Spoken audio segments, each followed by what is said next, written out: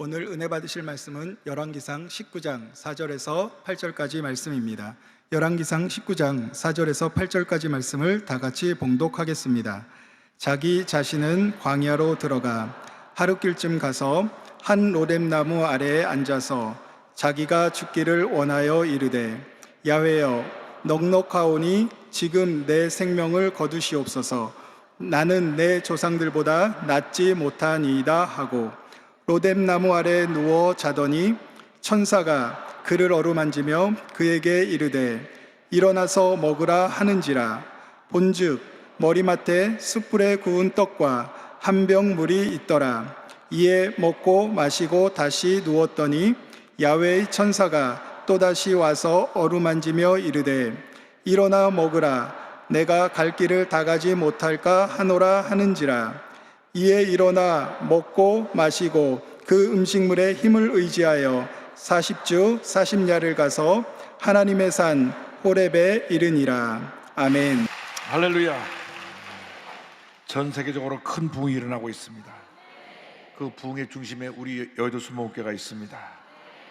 계속해서 교회의 폭발적인 부흥을 위해서 기도하고 열심히 전도해서 많은 열매를 맺는 여러분 모두가 되기를 주님으로 축원합니다. 인사 나누겠습니다. 오늘은 참으로 좋은 날입니다. 우리 모두에게 좋은 일이 일어납니다. 기도하겠습니다. 사랑이 모하신 하나님 아버지, 오늘 이 예배를 통해서 영광 홀로 받으시고 예배하신 놀라운 은혜로 예배드리는 모든 성도에게 넘치게 채워 주옵소서. 주님의 치유의 역사가 모두에게 임하게 하여 주시고 마음의 평안과 기쁨이 넘쳐나게 하여 주옵소서. 예수님의 이름으로 기도 올리옵나이다. 아멘. 사랑하는 자여 내 영혼이 잘됨 같이 내가 범사에 잘되고 강건하기를 내가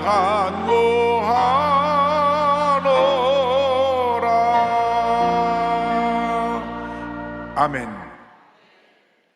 오늘은 말씀의 제목이 외로움입니다. 외로움. 열왕기상 19장 말씀을 갖고 함께 은혜를 나누겠습니다. 제목 한번 따라 하시기 바랍니다. 외로움. 외로움. 제가 평생 이 제목으로 설교해 보긴 처음입니다. 꼭 이 시대에 필요한 말씀으로 주님 주셨기 때문에 이 말씀을 선포합니다. 오늘 이 세상을 보면 외로운 사람들이 얼마나 많은지 모릅니다. 사람들은 사회적 동물로 서로 교제하며 살아야 되는데 혼자 외롭게 살다 보니까 점점 더 깊은 문제와 절망에 빠지게 되는 것입니다.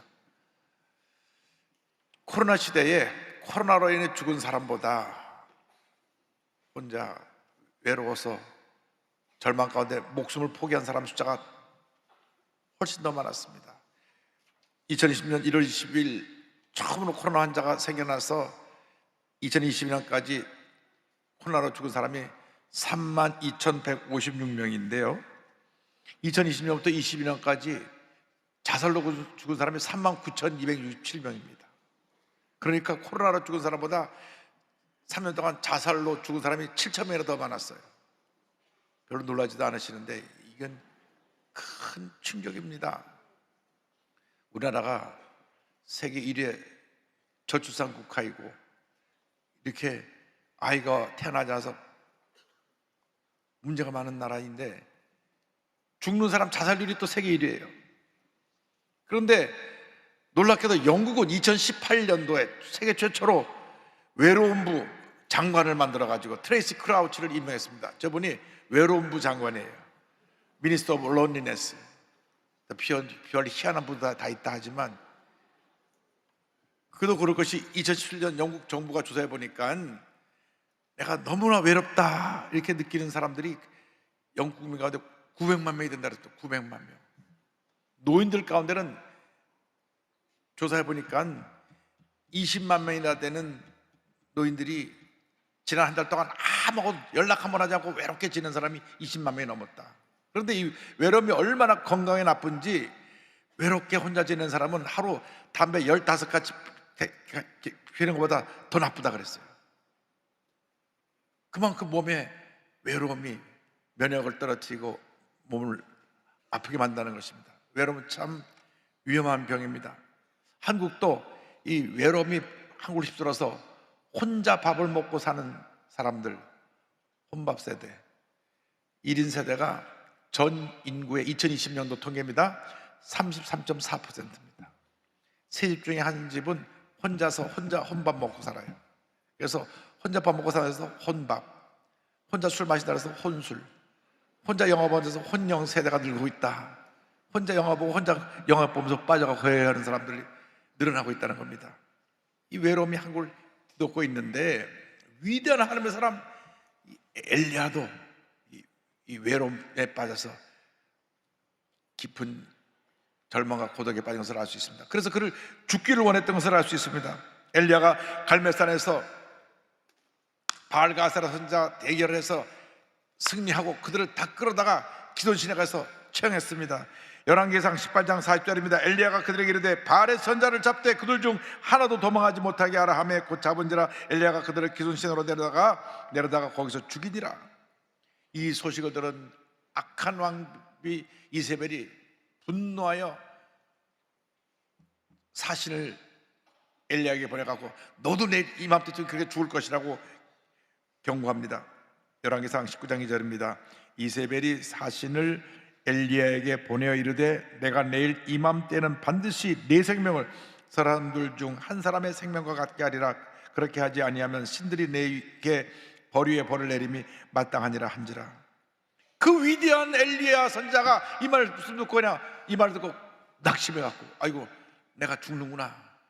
그래서 도망쳐가지고 광야 학교를 들어가서 그냥 하나님 내 목숨 거둬가 주세요 이렇게 기도를 합니다. 열왕기상 19장 3절 4절입니다. 그가 이 형편을 보고 일어나 자기의 생명을 위해 도망하여 유다에 속한 브엘세바에 이르러 자기의 사안을 그곳에 머물게 하고 자기 자신은 광야로 들어가 하루 길쯤 가서 한 로뎀 나무 아래에 앉아서 자기가 죽기를 원하여 이르되 야훼여 넉넉하오니 지금 내 생명을 거두시옵소서. 나는 내 조상들보다 낫지 못하나이다 하고.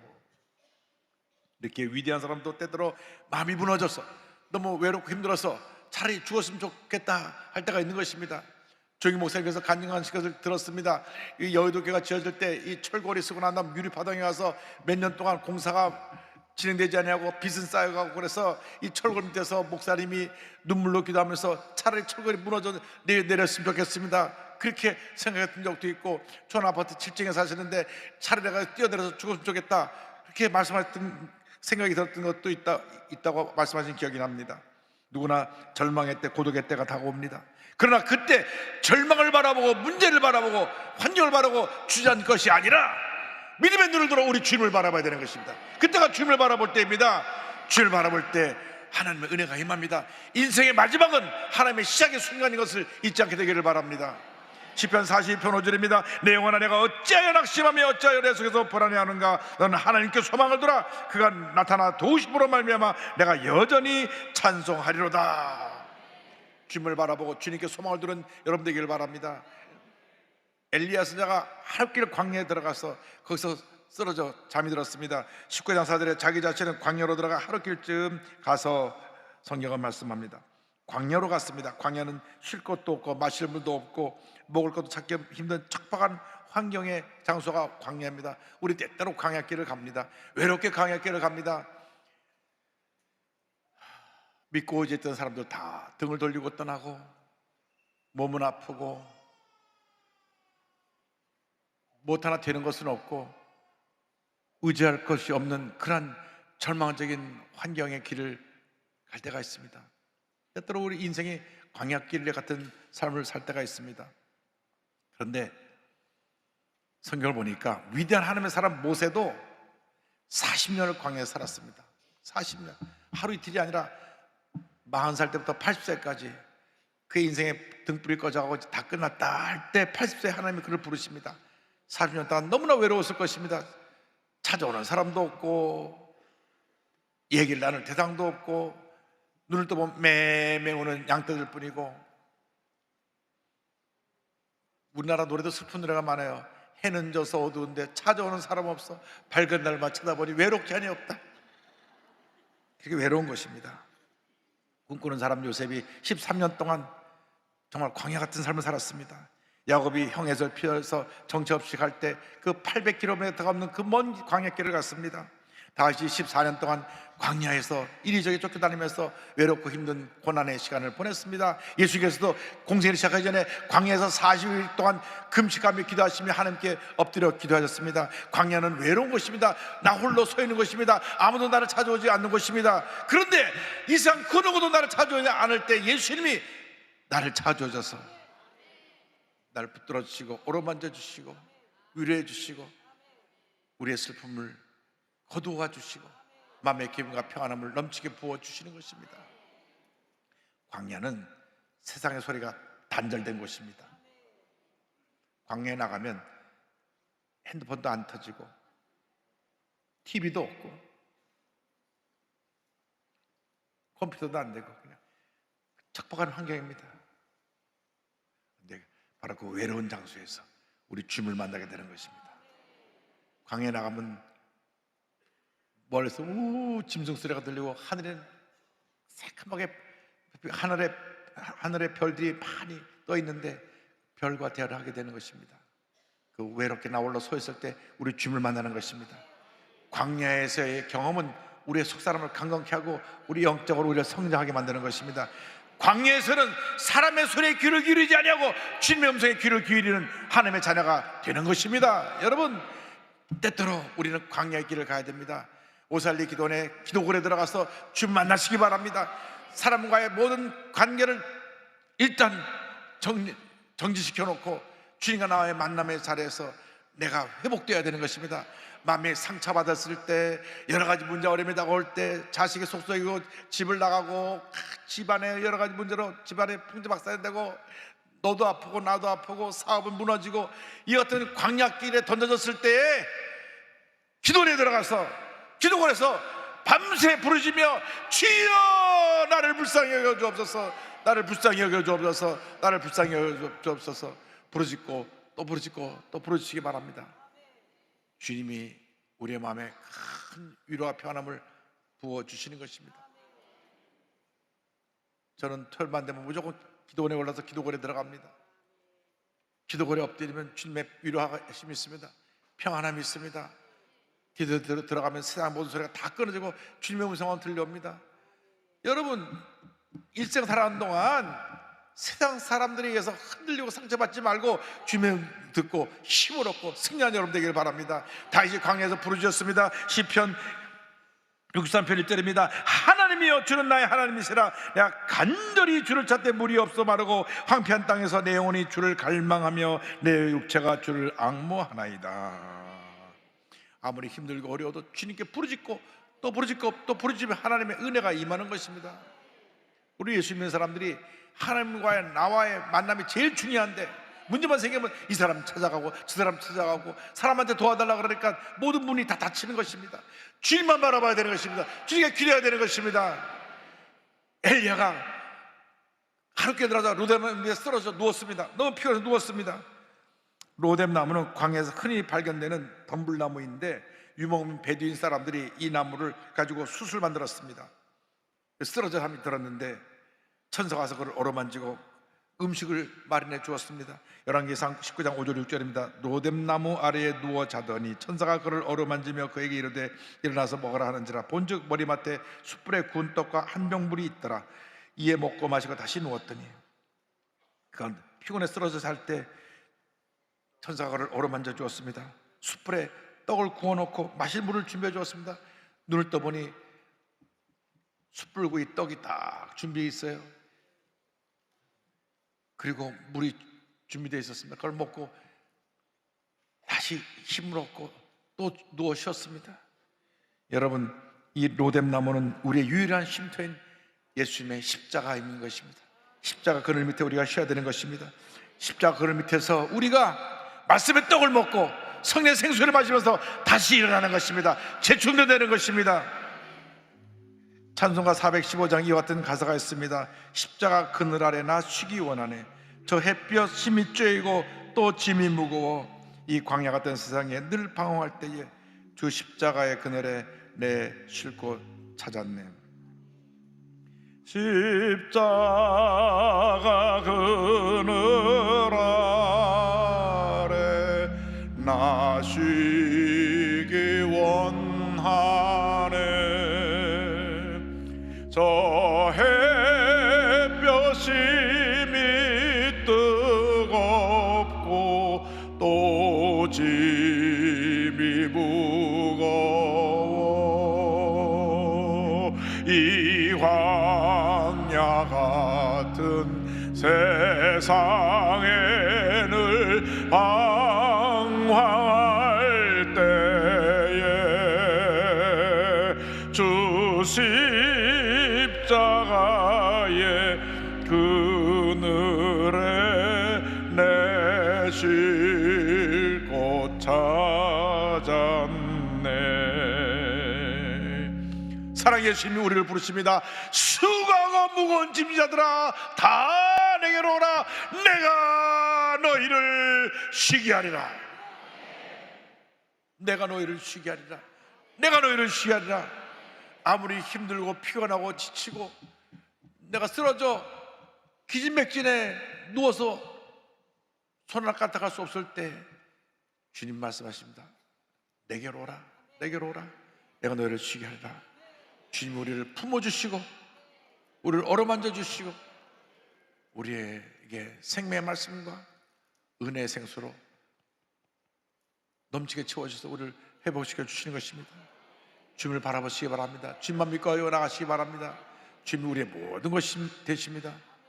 여러분 주님께 맡기면 그때로부터 문제가 해결되는 것입니다. 여러분 스스로 문제를 해결하려고 하니까 오히려 일이 꼬이고 안 되는 것입니다.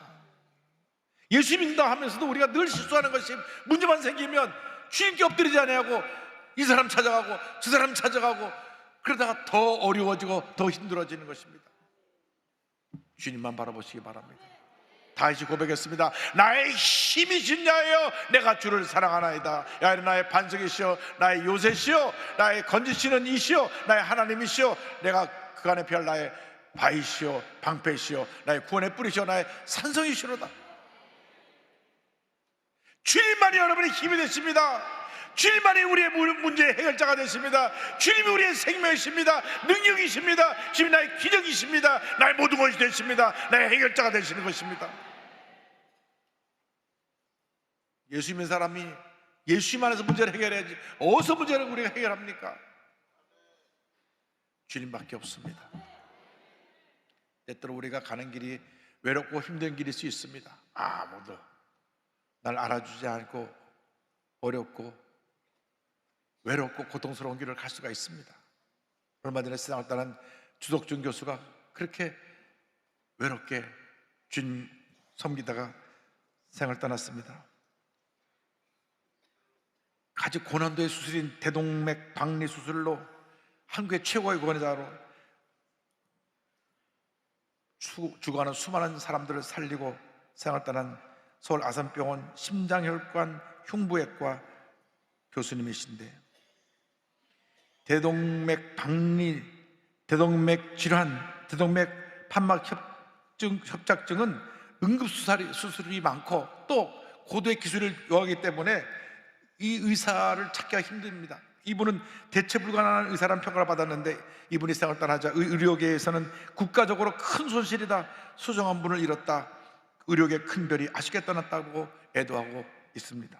주석준 교수는 1988년 연세대학교 의과대학을 졸업하고 세브란스병원 흉부외과 전공의를 수료한 후에 1998년 서울 아산병원 흉부외과 전임, 2005년에 미국 매사추세츠 의사면허증을 취득하고 같은 해 하버드 의대 버밍엄 여성병원의 심장외과 임상 전문의 과정을 마칩니다. 그리고 2020년부터 대동맥 질환 전담팀을 꾸려서 이 대동맥 환자들을 수술하기 시작했는데 고난도 수술인 대동맥 박리 수술 성공률 98%에 이르는 그러한 우리나라 최고의 명의였습니다. 남다른 희생정신으로 응급상황이 많은 대동맥 수술에 대응하기 위해서 병원에서 10분 거리에 살면서 24시간 대기하면서 늘 환자만 들어오는 병원으로 달려갔습니다. 그렇게 바쁜 중에서도 서울 송파구 주님의 교회 집사님으로 성가대 새벽반에 나가서 찬양을 하면서 열심히 교회 봉사도 하고 병원에서 환자를 치료하고 연구하는 데만 집중했던 교수님입니다. 6월 16일 병원 앞 아파트 교차로에서 횡단보도를 건너다가 우회전하던 덤프트럭에 치여서 그만 세상을 떠났습니다. 이 트럭들이 우회전할 때 안 보이기 때문에 꼭 섰다 돌아야 되는데 아침이니까 급히 돌아가지고 이 병원에 나가는 교수를 치어서 세상을 떠나게 한 것입니다. 자신의 죽음을 예감이라도 한 듯 사고했기 얼마 전 아내에게 이런 얘기를 했다고 합니다. 나는 지금껏 원 없이 살았다. 수많은 환자를 수술해서 잘 됐고 여러 가지 새로운 수술 방법도 좋았고 하고 싶은 연구도 하고 쓰고 싶었던 논문도 많이 썼다. 하나님께서 내려주신 소명을 다한 듯하여 감사하고 행복하다. 오로지 환자 보는 일과 연구에만 전심전력을 다했습니다. 아들 주현영 씨가 와서 아버지 유품을 정리하는데 보니까 연구실 책상 아래 박스에 수도 없이 많은 라면 스프 봉지가 있었다고 합니다. 식사할 시간도 없어갖고 생라면을 부셔서 잡수시고 스프만 계속 버려갖고 스프만 쌓인 거예요.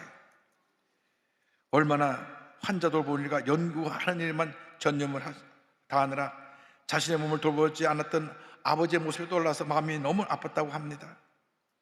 그런데 병원 연구실에 여러 편의 기도문을 남겨놓았습니다. 그 중에 많은 사람들이 울림을 주고 있는 기도문이 있는데 작은 게시판에 써놓은 영문으로 쓴 기도문입니다. But what can I do in the actual healing process? Actually, absolutely nothing. It is all in God's hand. 그러나 실제 치료 과정에서 제가 무엇을 할 수 있습니까? 아무것도 없습니다. 그 모든 것은 하나님의 손에 있습니다. 하나님께서 하셨습니다. 하나님의 영광을 위해서 최선을 다하는 삶을 살아가시기 바랍니다. 여러분이 가는 길이 외롭고 힘든 길이라고 할지라도 광역길이라고 할지라도 맡겨진 사명 감당해서 믿음으로 전진 또 전진 또 전진 또 전진해 나가는 주님의 귀한 입구 되기를 주님으로 축원합니다. 찬송가 419장으로 오늘 말씀을 마무리합니다. 주 날개 밑 내가 편안히 쉬네. 밤 깊고 비바람 불어쳐도 아버지께서 날 지켜주시니 거기서 편안히 쉬리로다. 주 날개 밑 평안하다. 그 사랑 끊을 자리뇨. 주 날개 밑 내 쉬는 영원히 거기서 살리. 주 날개 밑 나의 피난처 되니 거기서 쉬기를 원하노라. 세상이 나를 위로치 못하나 거기서 평화를 누리리라. 주 날개 밑 평안하다. 그 사랑 끊을 자리뇨. 주 날개 밑 내 쉬는 영원히 거기서 살리.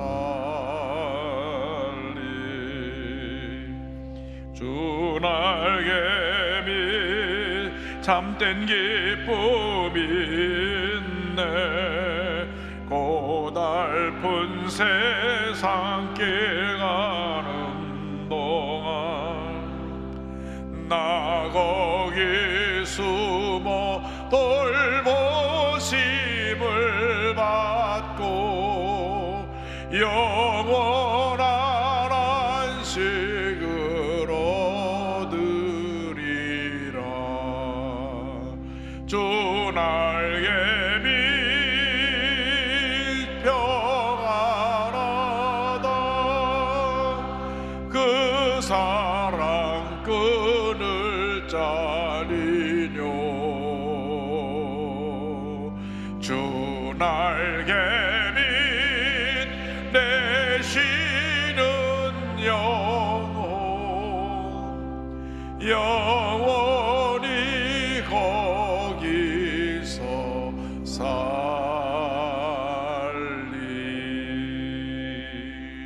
기도하겠습니다. 사랑과 은혜와 자비와 원하신 하나님 아버지, 고달픈 인생길 살아가지만 주님 계시기에 주님 안에서 힘을 얻고 주님 안에서 모든 어려움을 이길 수 있습니다. 한평생 주님 손 꼭 붙잡고 믿음으로 전쟁에 나가는 저희 모두가 되도록 은혜 내려 주옵소서. 예수님의 이름으로 기도 올리옵나이다. 아멘. 아픈 자리에 손을 꼭 기도합니다. 문자서를 갖고 오시면 가슴에 손을 꼭 기도합니다. 사랑과 은혜와 자비와 원하신 하나님 아버지, 믿음으로 손 얹어 싸우니 안수하여 주시옵소서. 나사렛 예수 그리스도 이름으로 원하는 모든 질병은 떠나갈지어다. 흑암의 권세는 물러갈지어다. 마음의 평안함이 임할지어다. 심한 두통, 불면증, 우울증, 노려제, 각종 정신질환은 물러가라. 눈과 코, 입과 귀와 목의 질병은 떠나갈지어다. 어깨, 척추, 허리, 관절의 병이 물러갈지어다. 심장병, 위장병은 떠나가라. 고혈압, 당뇨가 물러갈지어다. 악성 조혈과 암은 떠나가라. 피부병, 난치병, 불임증은 물러갈지어다. 건강이 임할지어다. 자녀를 위한 기도 응답 될지어다. 가정에 복이 임할지어다. 직장과 사회에 복이 임할지어다. 기도하고 구하든 받은 줄로 믿어라. 감사하고 예수님 이름으로 기도 올리옵나이다. 아멘. 지금은 우리 구세주 예수 그리스도의 무한하신 은혜와 하나님 아버지의 크로버신 사랑과 성령의 감동과 마인드 고통 충만하게 하시며 외로운 인생길을 가는 동안 주님과 믿음으로 동행하며 하나님 영혼을 위해 살아가기로 결심한 주님의 귀한 백성을 위해 지금도 영원토록 함께 있을지어다. 아멘.